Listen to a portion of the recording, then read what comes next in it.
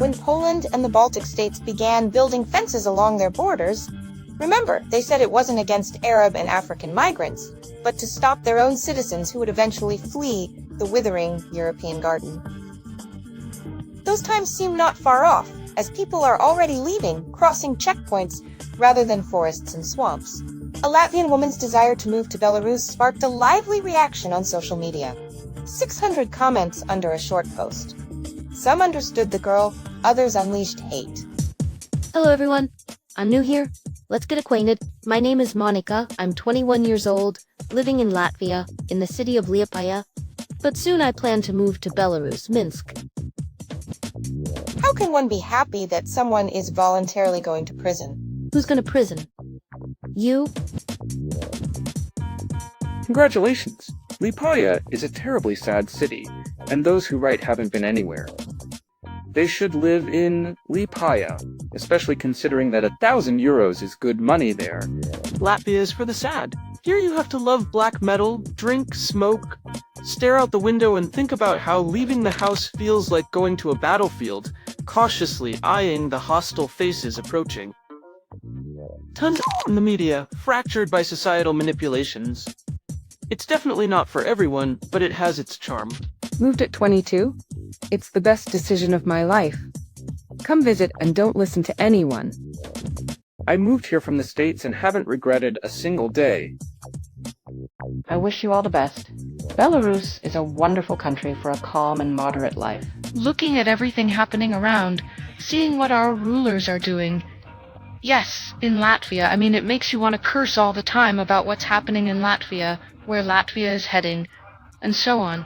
But when you leave Latvia and arrive in such a wonderful country as Belarus, you simply don't feel like cursing.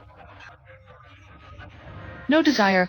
You find yourself in such bliss that you just want to, enjoy life, savor it, and express yourself only with the most beautiful, the best words.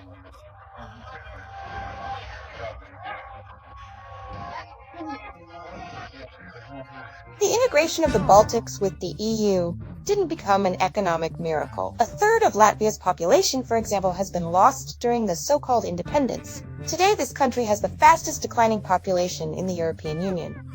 The Baltics in general are losing their people and becoming more like a NATO training ground, where the population isn't really needed. In Estonia, the British are learning to blow up bridges.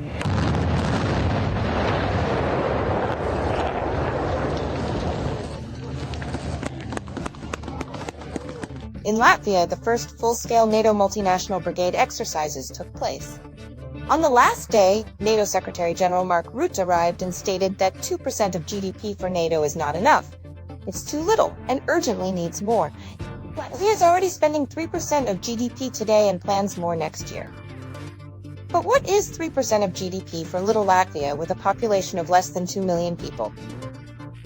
It means that for utilities in a Khrushchev-era apartment inherited from Soviet occupiers, you have to pay more this autumn. Heating alone has increased by 60%. The economy is stagnant, state enterprises are struggling, especially the railways. With the introduction of sanctions, Latvia has become a European dead end. Production is in decline, but there's an increase in petty theft. Theft has become common among students, pensioners, and families with children.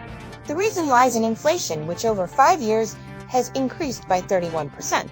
The number of those needing state support is also growing.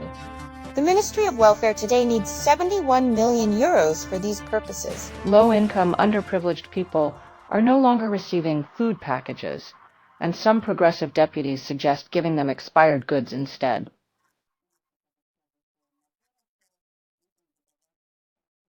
Like live while we give. We also moved from Europe. First to Russia, St. Petersburg, then to Belarus. And yes, it was the best decision. Locals sincerely don't understand us. It's great that everything worked out for you, and most importantly, that you're happy. Where are you from? Germany, before that Greece. My husband also lived in Canada, Finland. There's a lot to compare. What must happen to move from Europe to a collective farm? One of the reasons is I want my children to have normal family values. The desire to give children a proper upbringing and future tops the reasons for moving to Belarus from EU countries, as well as the reasons for fleeing the EU. There, traditional family values are being uprooted. In Latvian schools a year ago, for example, there was a scandal over school materials on gender change. Starting from the 4th grade, children were asked to consider what gender they are. The scandalous brochures were withdrawn, but every summer, the main streets witness LGBT marches, and in spring there are other marches of SS legionnaires in Athens.